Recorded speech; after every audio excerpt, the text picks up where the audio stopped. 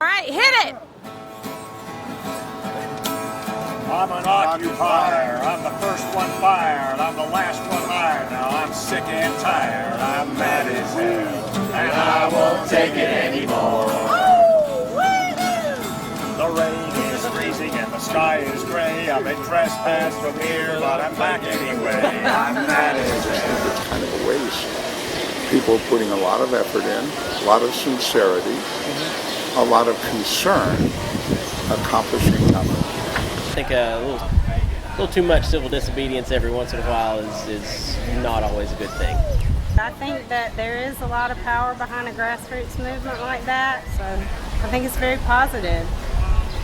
Raleigh Occupy has done, like all of the other Occupy groups, it's given a voice to the frustration. No, it seems to have fallen out of the spotlight.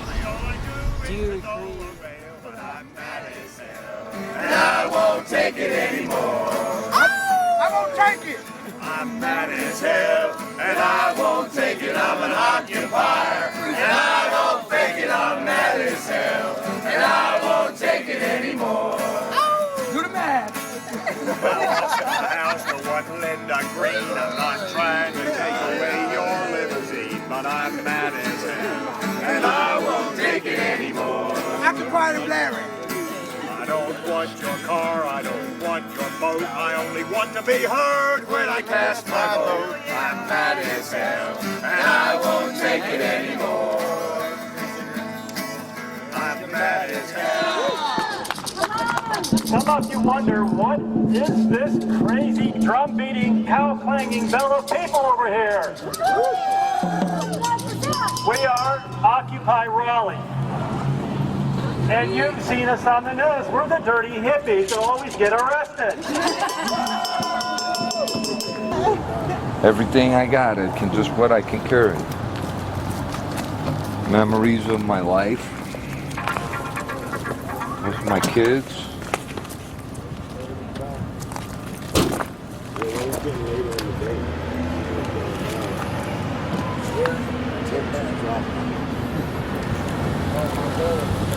You could see he was a miracle baby by the machines he was on and everything. This was his bedroom. He was a baby. Here's a vacation.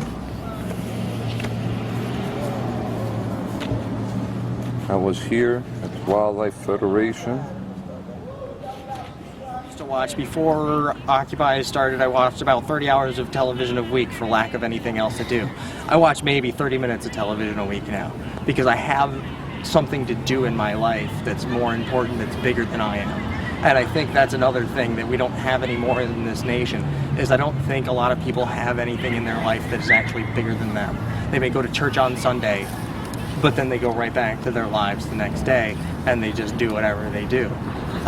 We don't have communities anymore. I've met more people and more good friends that I will carry with me through the rest of my life in the last 4 months than I had met in the last 4 years before. Part of it was just, again, like I'm a rebellious person. I mean, there's always that aspect, but like you said, there's lots of groups that do things like that. Yeah. I have not felt passionate about anything in a very, very long time. And so I think another thing that I'm trying to accomplish, well, it wasn't my initial goal, it is sort of now, is to just keep that feeling of being alive. They hate you if you're clever, but they despise a fool. Until you're so crazy, you can't follow their rules. A working class hero is something to be. Hero is something to be. When they've tortured and scared you for 20 odd years, then you're expected to choose a career, but you really can't function, you're so full of fear. A working class hero is something to be. A working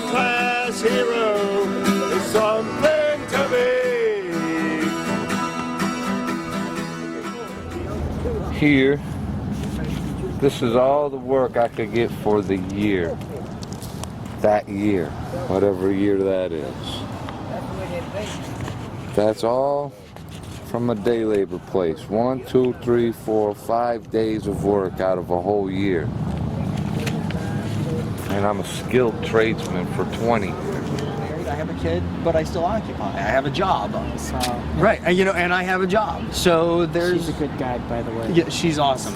She's awesome. You should see her on a march. She yells really loud. I root the day she turns 13. Because look out, world, she's gonna be scary. I can't wait. Where were we? Oh yeah, I mean, and maintaining personal relationships. I'm out here occupying, my wife's out here occupying. We still have to maintain a household. We still have to, she's homeschooled. We still have to keep her lessons up, right? And we still have to maintain some semblance of a relationship. Those things are taxing. They're hard. But it's worth it because really this is the most important thing going on right now. So, I'll take that hit. I'll make that sacrifice. I'm a graduate student in sociology, and so I've been studying inequality for many years now, and have always sort of been in tune to just aware of class inequality.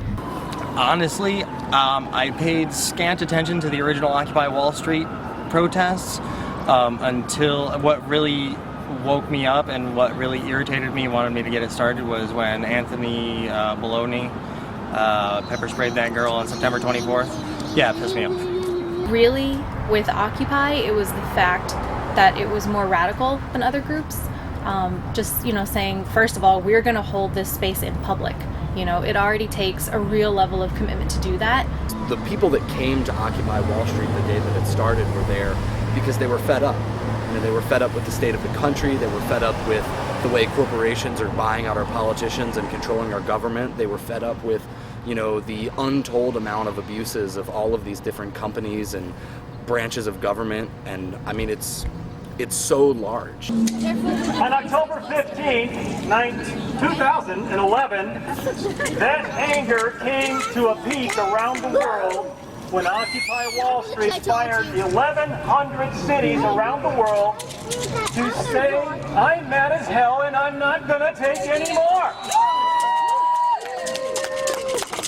When you see us in the news, it is about corporate influence and government corruption, and I don't understand how the media has successfully gotten away with framing us as not having a clear direction. I don't get that at all, and I think the people who believe it, it's purely a matter of having not done their homework. Within the name Occupy Wall Street, you can tell who we're going after immediately.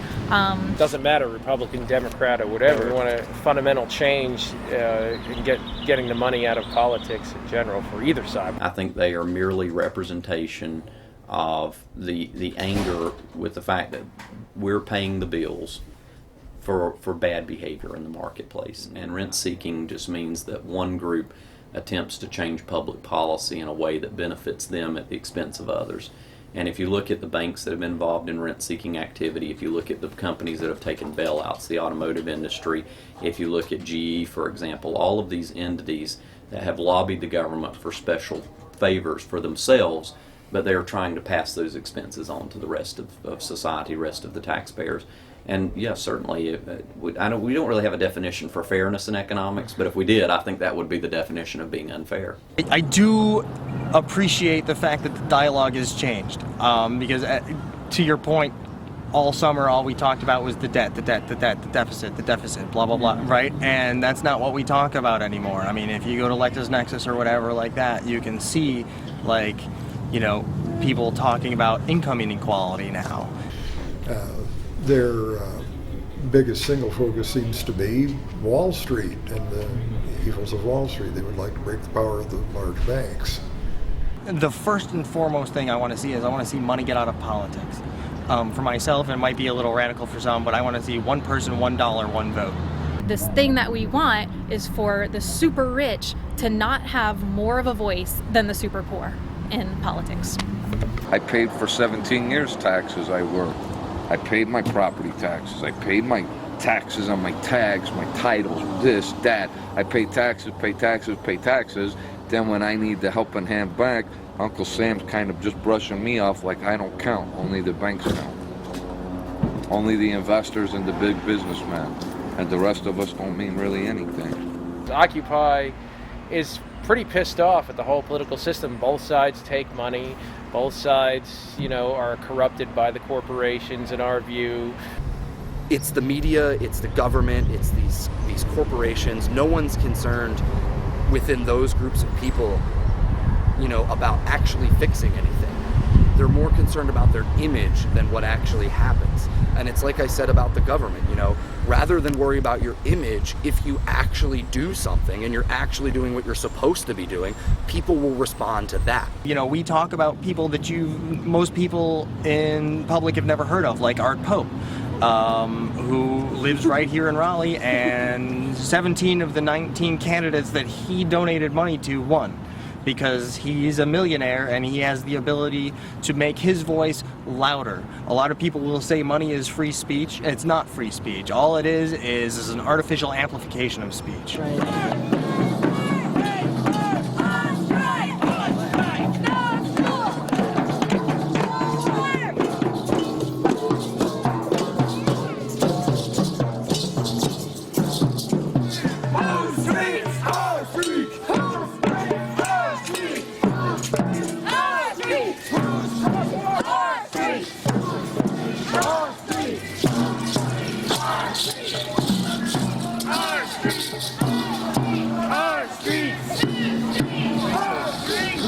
Guy in the front.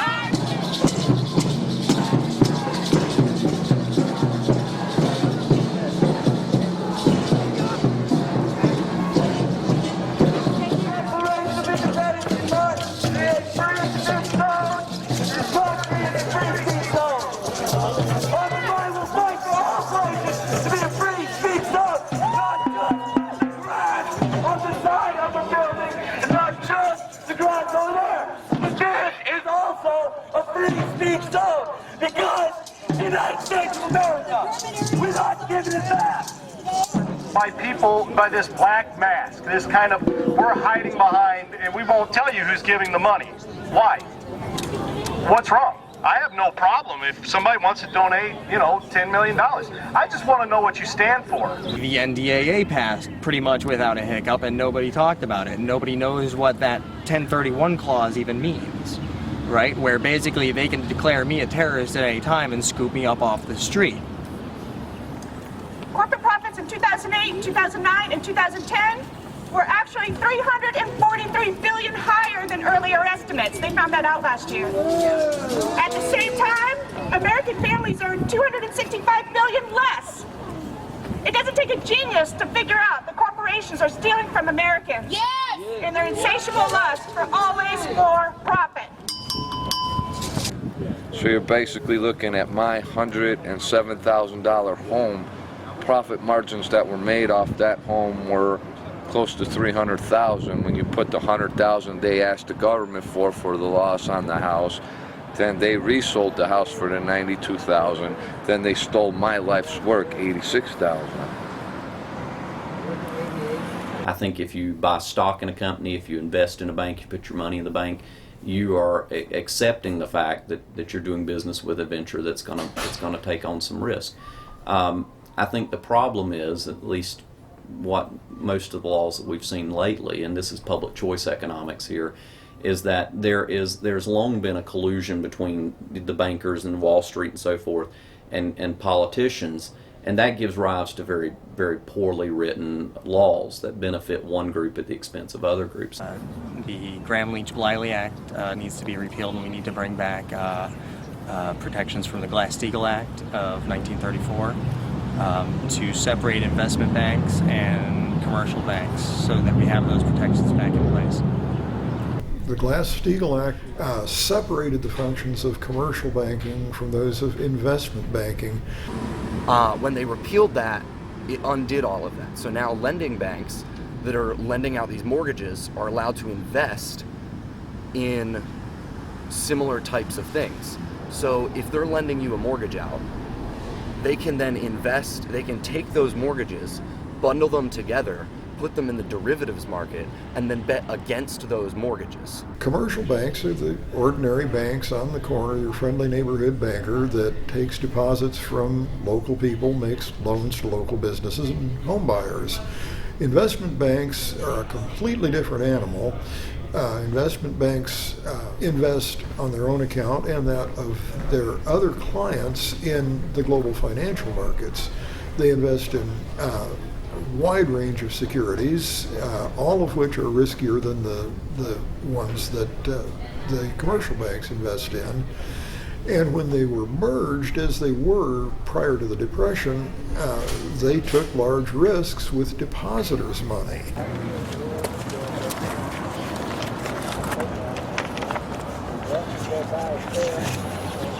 And there's my foreclosure.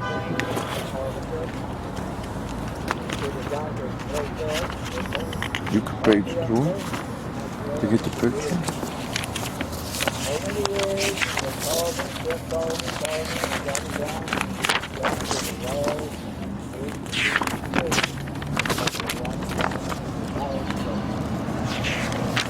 Sorry, it just pisses me off. That was my life. I worked for them. And they just took it with a couple pen strokes. That's 17 years. But the way in which the banks bundled these mortgages together is somewhat controversial, because the idea is that you bundle more risky mortgages with less risky mortgages. I guess that's the other way around. And it almost works like a cascading tray effect. So the money should come in to certainly should come in for the less risky mortgages and flow down, and eventually these more risky mortgages then get serviced. And so the idea is that the bank can add risk into their lending profiles. Of course, the problem that we saw is they added too much risk to their profile, and therefore this idea didn't work out as well. They were bundling the mortgages, placing them in a vault, and selling bonds which had backing or collateral. These bonds, again, were a derivative of sorts. And the home mortgages in their bundles served as collateral for those bonds. Basically, banks they hand out mortgages when they get a home.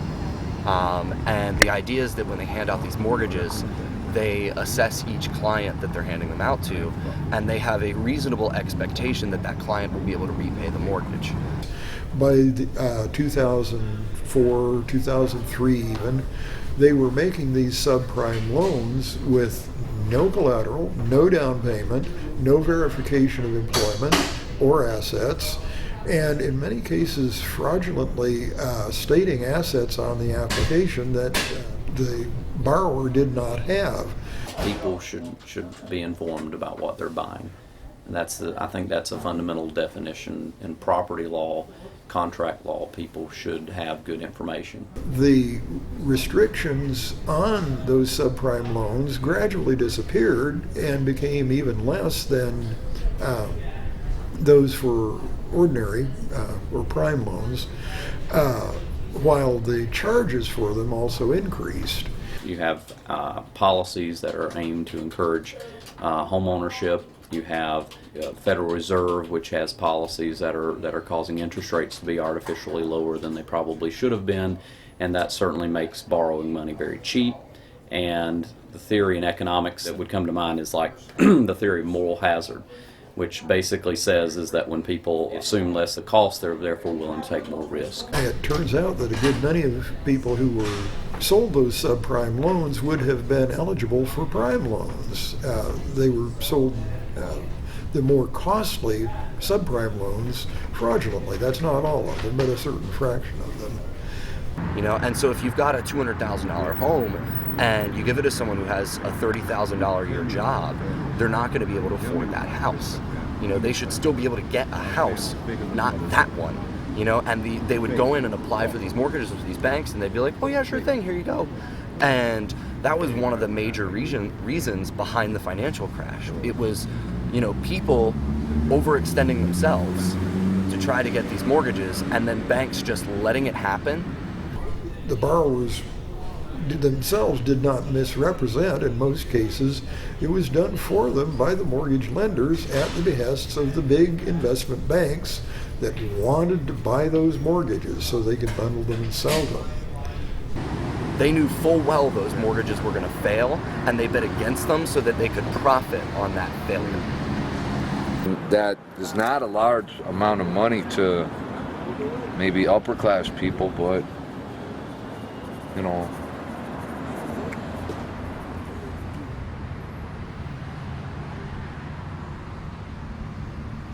what I work for.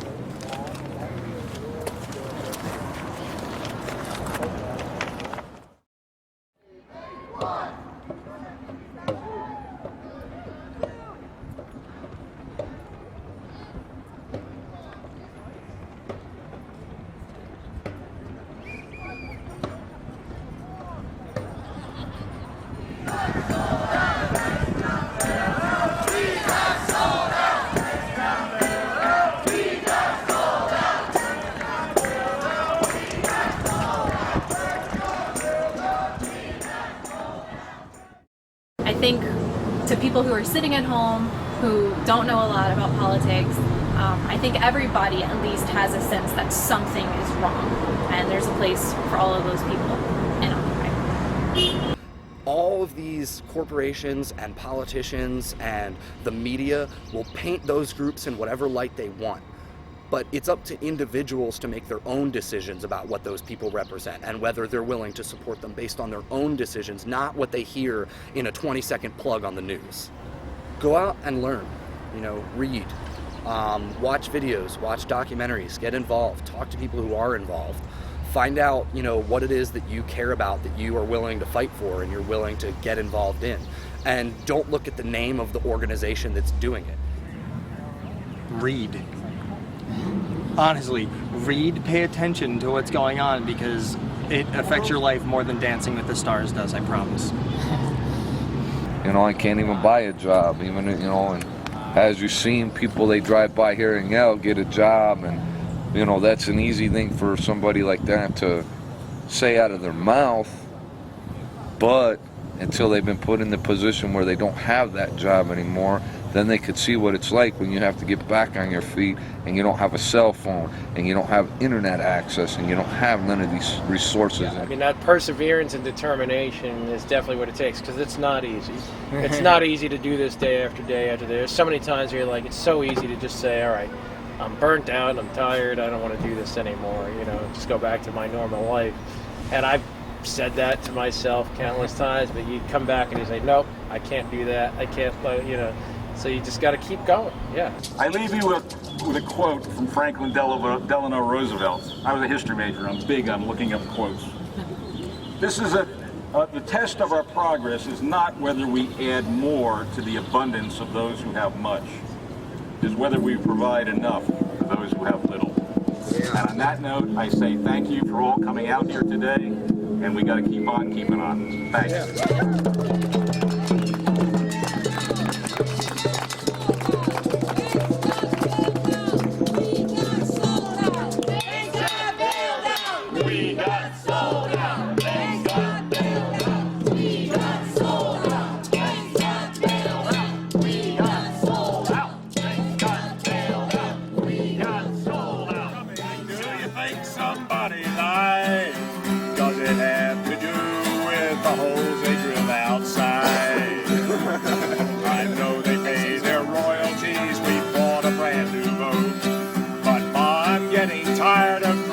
Methane till I float. 1 year ago our water was as clean as we desired. I know we need the money, but Mama... I think Raleigh Occupy is an essential part of motivating our culture to take a stand against the big business and the greed that has gotten us into the economic problems that we're having now. Occupy has grown so much. So many different areas. I respect when anyone stands up for something to find positive change. I don't think Occupy is the group that's going to make a massive amount of change, but I think that it's the group that's going to cause it, if that makes any sense. And I think that that's why a lot of people are confused about it, because we're not actually going out and, fighting super hard on any individual issue. We're getting people involved.